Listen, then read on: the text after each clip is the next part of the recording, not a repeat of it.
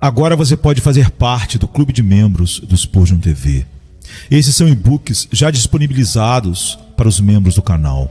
Todos os dias, novos e-books são adicionados junto com outros benefícios que só os membros têm. Sendo um membro, você passa a ajudar no crescimento desse ministério, tanto na quantidade do que podemos publicar, como na qualidade do material. Nosso propósito é, juntos, atingirmos o maior número de pessoas com solo escritura.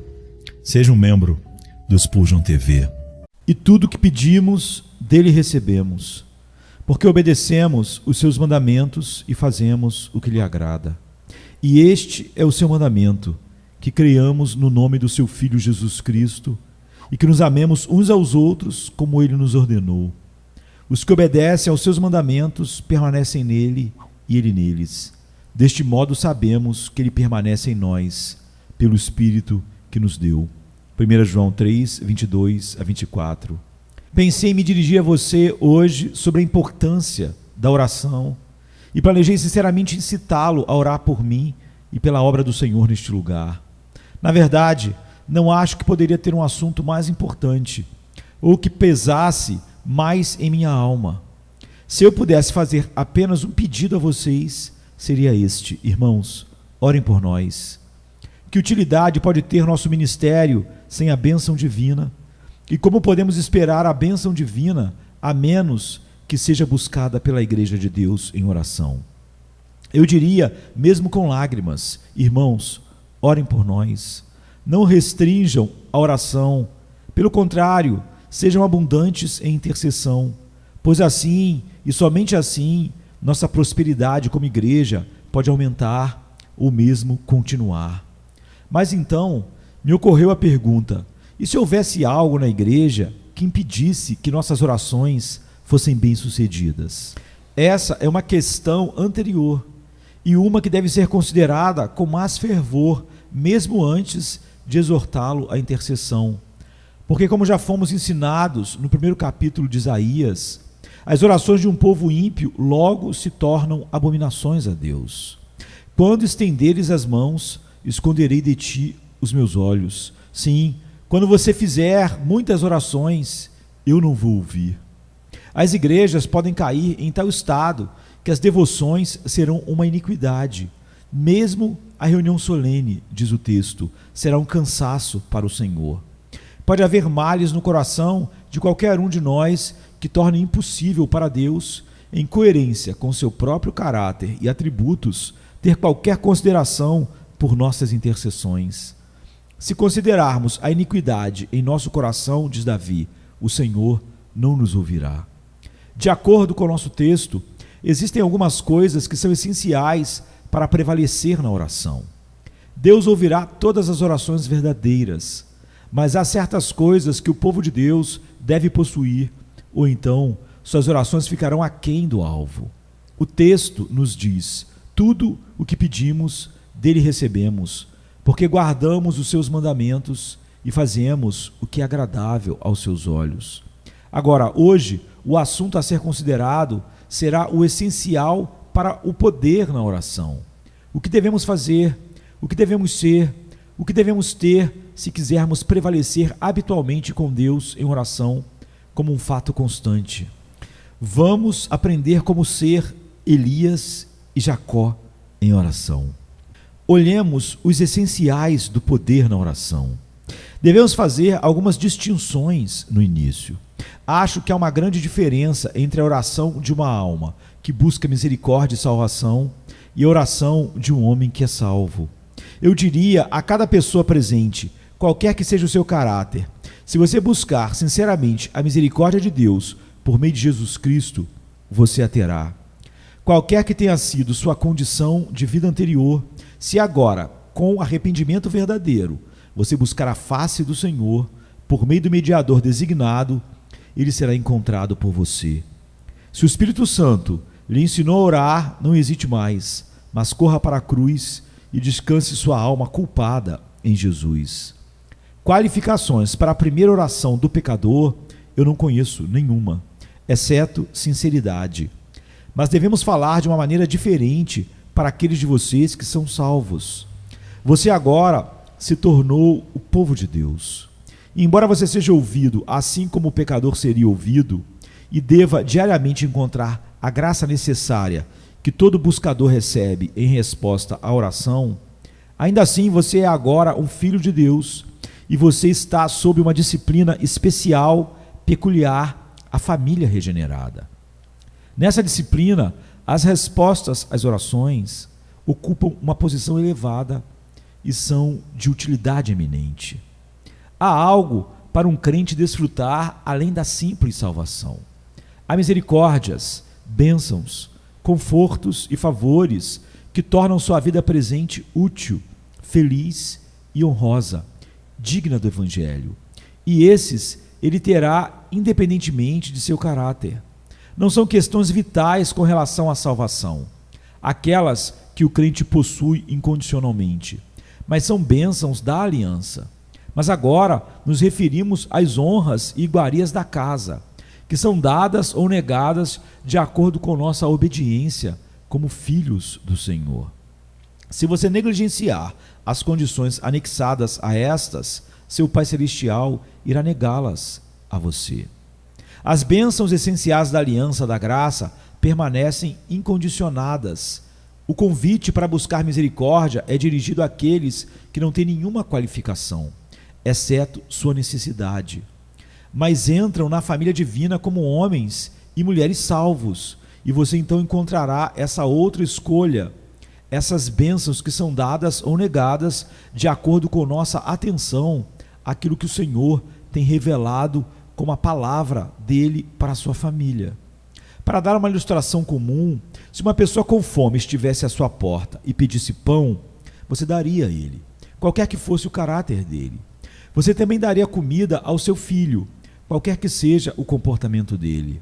Você não negaria a seu filho qualquer coisa que seja necessária para a vida. Você nunca irá proceder em qualquer curso de disciplina contra ele, de modo a negar-lhe o alimento necessário ou uma roupa para protegê-lo do frio. Mas há muitas outras coisas que seu filho pode desejar, que você dará a ele se ele for obediente, mas que você não dará se ele for rebelde a você.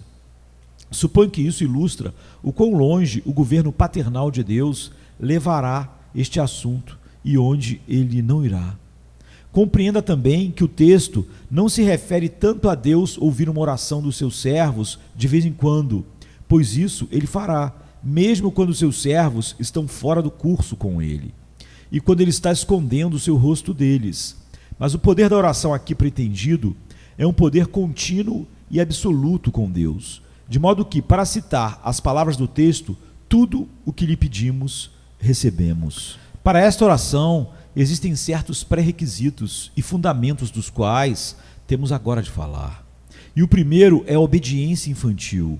Tudo o que pedimos dele, recebemos, porque guardamos os seus mandamentos. Se estivermos destituídos disso, o Senhor pode nos dizer como fez com seu povo Israel: vocês me abandonaram e serviram a outros deuses, portanto, nunca mais os livrarei. Vá e clame aos deuses que você escolheu. Qualquer pai lhe dirá que conceder o pedido de um filho desobediente seria encorajar a rebelião na família e tornar impossível para ele governar em sua própria casa. Frequentemente, é responsabilidade do pai dizer: meu filho, você não ouviu minha palavra agora e, portanto, não posso ouvir a sua. Não que o pai não ame, mas que ama o filho e, por causa do seu amor, sente-se obrigado a mostrar seu desagrado, recusando o pedido da sua prole errante. Deus age conosco como devemos agir em relação a nossos filhos refratários. E se ele vê que iremos pecar e transgredir, é parte da sua bondosa disciplina paternal dizer: eu fecharei meus ouvidos à sua oração. Quando você clamar, eu não vou ouvir. Quando você me implorar, eu não vou te destruir. Você será salvo. Você terá o pão da vida e a água da vida, mas você não terá mais os luxos do meu reino. Tudo isso será negado a você, e nada como prevalência especial comigo em oração você possuirá. Que assim o Senhor trata com seu próprio povo, fica claro no Salmo 81. Oxalá meu povo me tivesse ouvido e Israel andasse nos meus caminhos. Eu logo deveria ter subjugado os seus inimigos e virado minha mão contra seus adversários. Eu deveria tê-los alimentado também com o mais fino trigo e com o mel da rocha, eu os saciaria. Ora, se o desobediente filho de Deus tivesse a promessa colocada em suas mãos, tudo o que você pedir em oração, você receberá, ele certamente pediria algo que o apoiaria em sua rebelião. Ele estaria pedindo provisão para a sua própria luxúria e ajuda para a sua cobiça daquilo que o mundo também cobiça, a concupiscência da carne, a concupiscência dos olhos e a soberba da vida. Ele estaria pedindo ajuda para a sua rebelião e seus ídolos. Isso nunca pode ser tolerado. Deve Deus ceder às nossas corrupções? Ele encontrará combustível para as chamas da paixão carnal em nós? Um coração obstinado anseia por liberdade para que possa ser mais obstinado. Um espírito altivo anseia por maior elevação para que possa ser ainda mais orgulhoso. Um espírito preguiçoso pede maior tranquilidade e prosperidade para ser ainda mais indolente. E um espírito dominador pede mais poder para que possa ter mais oportunidades de opressão. Assim como o homem, tal será a sua oração. Um espírito rebelde oferece orações obstinadas e orgulhosas. Deve Deus ouvir orações como essas? Não pode ser. Ele nos dará o que pedirmos se guardarmos seus mandamentos. Mas se nos tornamos desobedientes e rejeitarmos seu governo, ele também rejeitará nossas orações e dirá: se você anda contrário a mim, eu também andarei contrário a você. Com o perverso vou me mostrar perverso. Felizes seremos se pela graça divina pudermos dizer com Davi: lavarei minhas mãos na inocência, assim cercarei o teu altar, ó Senhor. Isso nunca será uma inocência perfeita, mas pelo menos será a inocência do amor ao pecado e da revolta voluntária de Deus. Próximo a isso está outro elemento essencial para a oração vitoriosa, a saber, reverência infantil. Observe a próxima frase: recebemos o que pedimos, porque guardamos os seus mandamentos e fazemos o que é agradável aos seus olhos.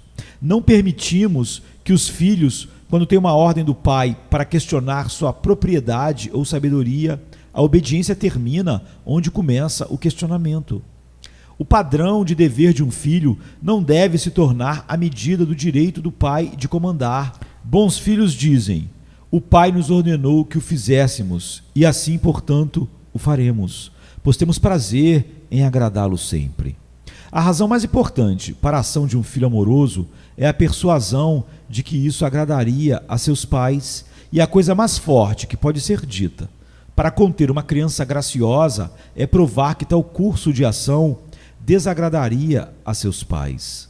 É precisamente assim conosco para com Deus, que é um Pai perfeito, e portanto podemos, sem medo de errar, sempre fazer do seu prazer a regra do certo, enquanto a regra do errado pode permanecer seguramente como tudo aquilo que o desagradaria.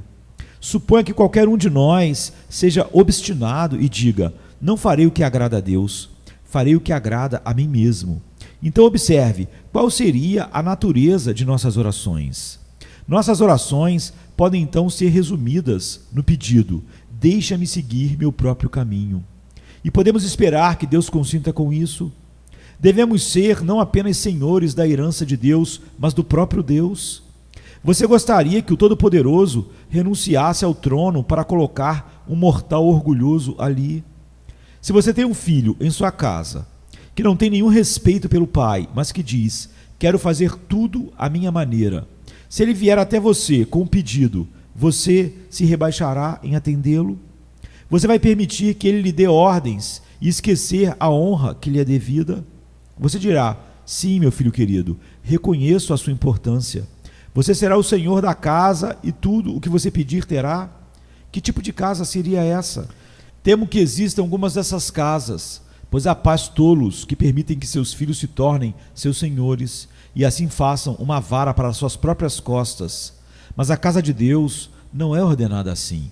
Ele não dará ouvidos a seus filhos obstinados, a menos que seja para ouvi-los com ira e respondê-los com ira. Lembra como ele ouviu a oração de Israel por carne, e quando a carne ainda estava em suas bocas, ela se tornou uma maldição para eles? Muitas pessoas são punidas pela obtenção dos seus próprios pedidos e desejos, assim como os apóstatas são preenchidos com seus próprios ardis. Devemos ter uma reverência de Deus como uma criança, para que possamos sentir: Senhor, se o que eu peço não te agrada, tampouco me agrada. Meus desejos são colocados em tuas mãos para serem corrigidos. Golpeie a pena em cada petição que eu ofereço que não seja correta.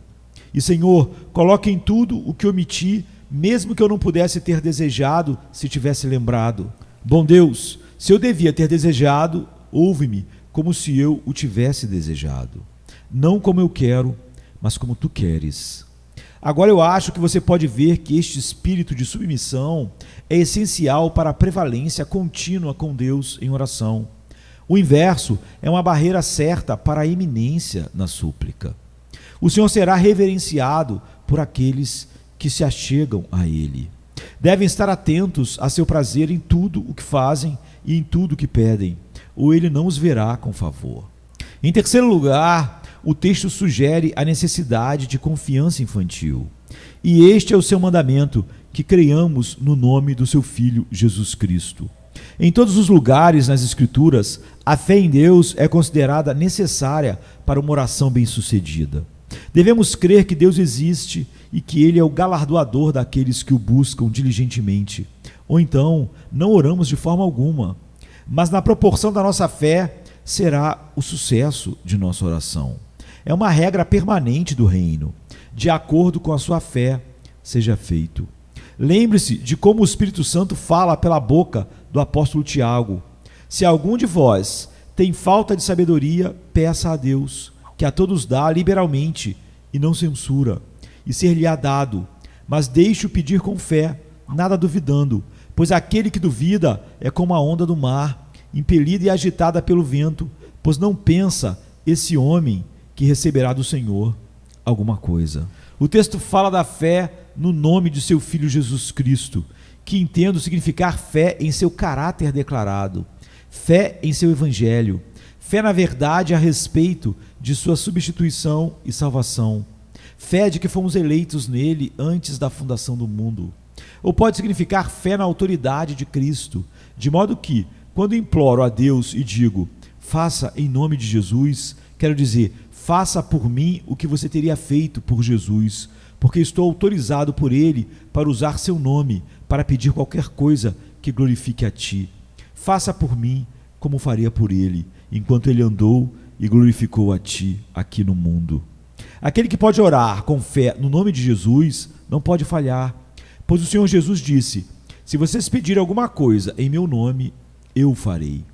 Mas deve haver fé, e se não houver fé, não podemos esperar ser ouvidos.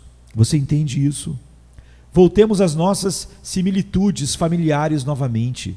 Suponha que uma criança na casa não acredite na palavra do seu pai e esteja constantemente dizendo que encontra sua mente cheia de dúvidas quanto à veracidade do caráter do seu pai, quanto à veracidade de seu pai. Suponha, de fato, que ele diga a seus irmãos e irmãs que sua fé em seu pai é muito fraca.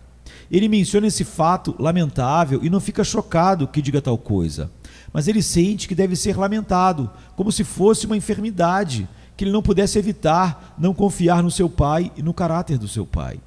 De uma forma ou de outra, ele não acredita que seu pai fala a verdade e declara que, embora tente acreditar na promessa de seu pai, ele não consegue acreditar no seu caráter, por isso não acredita em suas promessas.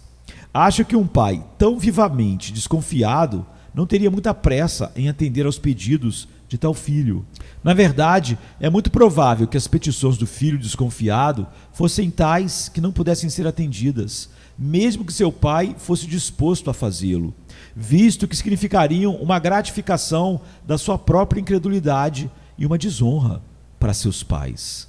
Por exemplo, suponha que esta criança coloque na cabeça a dúvida se seu pai lhe forneceria sua comida diária. Ela poderia então vir a seu pai e dizer: pai, dê-me dinheiro suficiente para durar pelos próximos 10 anos, pois então só assim eu não viverei ansioso, pois então serei um homem e serei capaz de sustentar por mim mesmo as minhas necessidades. Dê-me dinheiro para acalmar meus medos, pois estou muito ansioso e não confio que tu irás cuidar de mim. O pai responde: meu filho, por que devo fazer isso? E ele recebe como resposta: lamento dizer isso, querido pai, mas não posso confiar em você. Tenho uma fé tão fraca em você e em seu amor que temo que um dia você me deixe morrer de fome e, portanto, gostaria de ter algo seguro no banco, porque se não tiver, eu vou ficar ansioso, pois não confio em ti. Qual de vocês, pais, daria ouvidos ao pedido de uma criança se ela procurasse tal coisa assim, se ela buscasse tal coisa assim? Você ficaria triste se pensamentos tão desonrosos passassem pela mente de um dos seus entes queridos, mas você não iria e não poderia dar lugar a eles e ajudar eles nessa incredulidade. Permitam-me então pedir-lhes que apliquem a parábola a vocês mesmos. Você nunca fez pedidos que tivessem o mesmo caráter? Você tem sido incapaz de confiar em Deus para lhe dar diariamente o pão de cada dia e, portanto, tem ansiado pelo que chama de alguma provisão para o futuro, para ter um futuro garantido? Você quer um provedor mais confiável do que a providência, uma segurança melhor do que a promessa de Deus. Você é incapaz de confiar na palavra do seu Pai Celestial. Alguns títulos de algum governo estrangeiro meio falido que você considera muito mais confiável, você pode confiar. Você considera confiável as ações de uma empresa, mas você não pode confiar no Deus de toda a terra.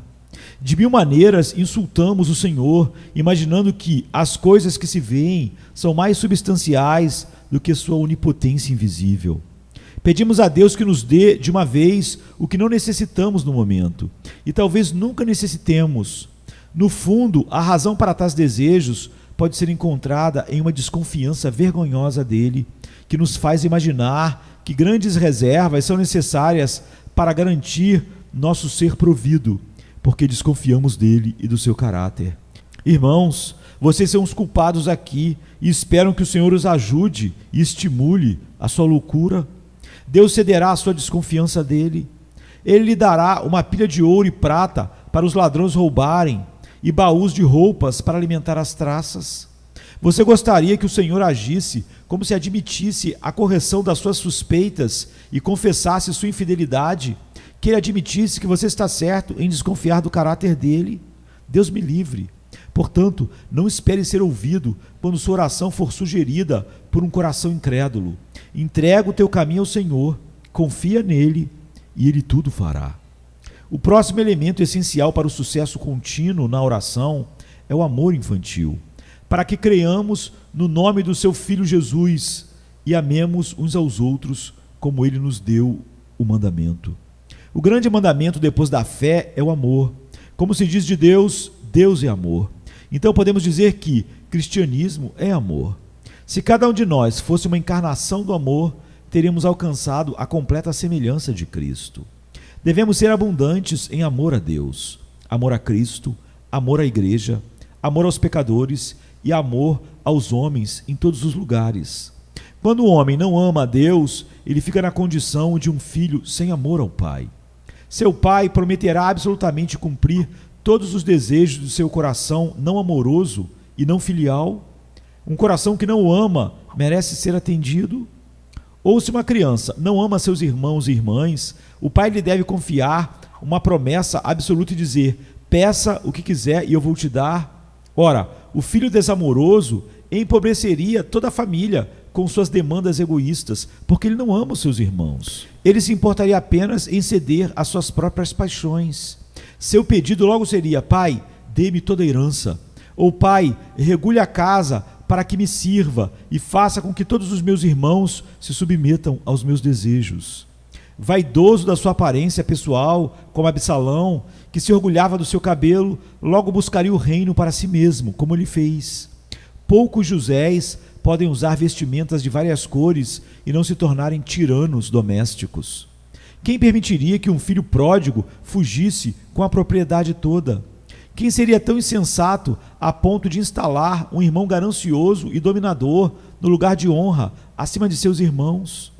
Portanto, você vê que não se pode confiar no egoísmo como um poder na oração. Espíritos que não amam a Deus nem os homens, que não amam seus irmãos, que não amam a igreja, não podem ser confiados com grandes, amplas e ilimitadas promessas. Se Deus quer nos ouvir, devemos amar a Deus e amar nossos irmãos. Pois quando amamos a Deus, não devemos orar por nada que não honre a Deus e não devemos desejar que algo aconteça conosco que também não abençoe nossos irmãos. Nosso coração baterá fiel a Deus e às suas criaturas e não nos envolveremos em nós mesmos se realmente temos um coração centrado em Deus. Você deve se livrar do egoísmo antes que Deus possa confiar a você as chaves do céu. Quando o eu estiver morto, então ele o capacitará a destrancar seus tesouros e, como um príncipe, você terá poder com Deus e prevalecerá. Além disso, devemos ter modos infantis também. Leia o próximo verso. Quem guarda os seus mandamentos está em Deus e Deus nele. É uma das maneiras de uma criança amar seu lar. O bom filho, a cujos pedidos seu pai sempre escuta, não ama tanto um lugar quanto a querida velha casa onde moram seus pais. Agora, disse que aquele que ama e guarda os mandamentos de Deus habita nele. Ele fez do Senhor sua morada e permanece em santa familiaridade com Deus. Nele as palavras de nosso Senhor são cumpridas. Se vocês permanecerem em mim e as minhas palavras permanecerem em vocês, pedirão o que vocês quiserem e será feito a vocês. A fé e o amor, como duas asas de querubim, elevaram a alma do crente acima do mundo e o levaram para perto do trono de Deus. Ele se tornou semelhante a Deus e agora as suas orações são as que Deus pode responder. Mas até que ele esteja assim conformado com a mente divina, deve haver algum limite para a potência de suas súplicas. Para habitar em Deus é necessário poder com Deus.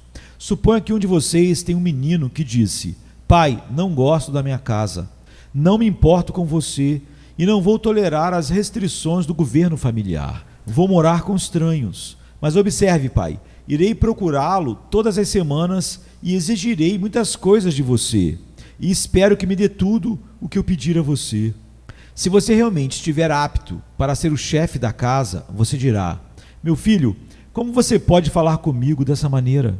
Se você é tão obstinado a ponto de sair da minha casa, pode esperar que eu cumpra os seus pedidos? Se você me desconsidera totalmente, pode esperar que eu o apoie em sua cruel indelicadeza e perversa insubordinação? Não, meu filho. Se você não permanecer comigo e me possuir como pai, não posso prometer nada a você e nem que você possuirá nada que é meu. E assim é com Deus. Se habitarmos com Ele e comungarmos com Ele, Ele nos dará todas as coisas. Se o amamos como Ele deve ser amado e confiamos nele como Ele deve ser confiável, então Ele ouvirá nossos pedidos. Mas se não, não é razoável esperarmos isso. Na verdade, seria uma afronta ao caráter divino que Ele cumprisse os desejos profanos e satisfizesse os caprichos maus de homens assim. Quer seja você, quer seja eu. Deleite-se também no Senhor e Ele concederá os desejos do seu coração. Mas se você não tem prazer em Deus e Ele não é a sua morada, Ele não lhe responderá. Ele pode dar-lhe o pão da aflição e a água da aflição e tornar a sua vida amarga, mas certamente não lhe dará o que o seu coração deseja. Mais uma coisa, resulta do texto que devemos ter um espírito de criança, pois nisto sabemos que Ele habita em nós pelo Espírito que nos deu. O que é isso senão o Espírito de adoção, o Espírito que governa em todos os filhos de Deus, que nos faz clamar Abba Pai? Os obstinados que pensam, sentem e agem de maneira diferente de Deus, não devem esperar que Deus apoie sua maneira de pensar, sentir e agir. Os egoístas, que são movidos pelo espírito de orgulho, os preguiçosos, que são movidos pelo amor à comodidade, não devem esperar que Deus os ouça e atenda. O Espírito Santo, se Ele governar em nós, subordinará nossa natureza ao seu próprio domínio. E então as orações que brotam de nossos corações renovados estarão em conformidade com a vontade de Deus. E tais orações serão ouvidas naturalmente. Nenhum pai pensaria em ouvir uma criança obstinada, uma criança que diz: sei que meu pai não deseja que eu tenha isso, mas eu terei. Ora, como homem, você não seria assim perturbado por um jovem arrogante. Deve Deus conceder-nos aquilo que pedimos quando é contrário à sua mente santa? Não deve ser. Tal possibilidade não é concebível. A mesma mente deve estar em nós, que também está em Cristo Jesus. É no nome dele que pedimos tudo. E então seremos capazes de dizer: eu sei que sempre me ouves, como ele disse. Venha se cansado estás, e eu descanso darei. Tu descansarás.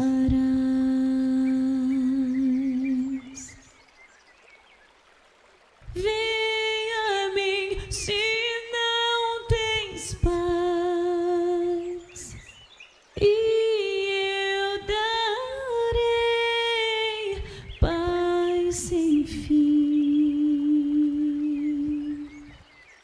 Terás paz sem fim.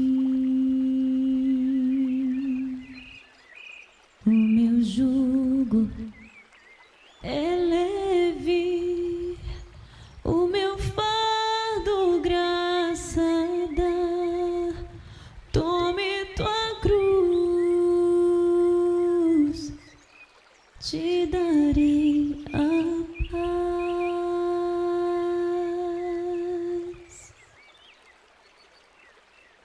Venha o aflito e lhe darei paz. Minha paz darei.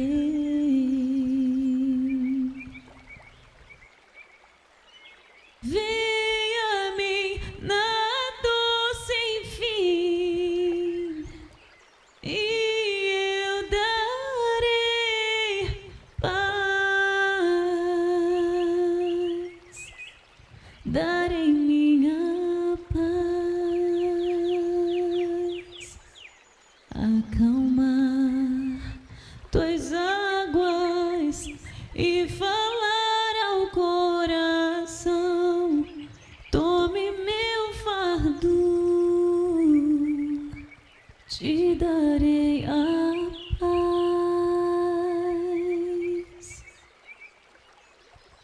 Venha a mim.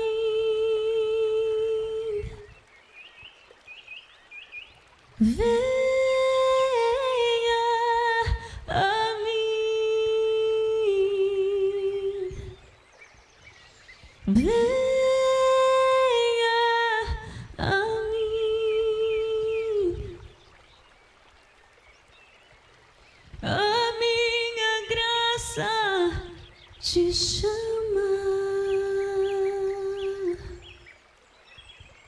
A minha graça te salva.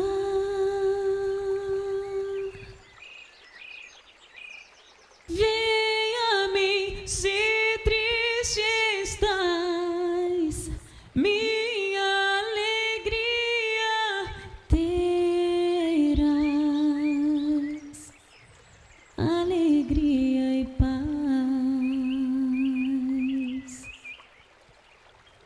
Venha a mim na tua escuridão.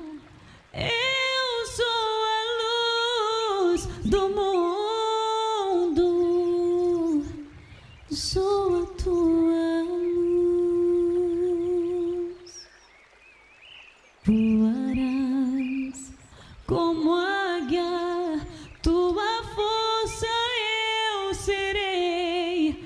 Tome a cruz, te darei a paz.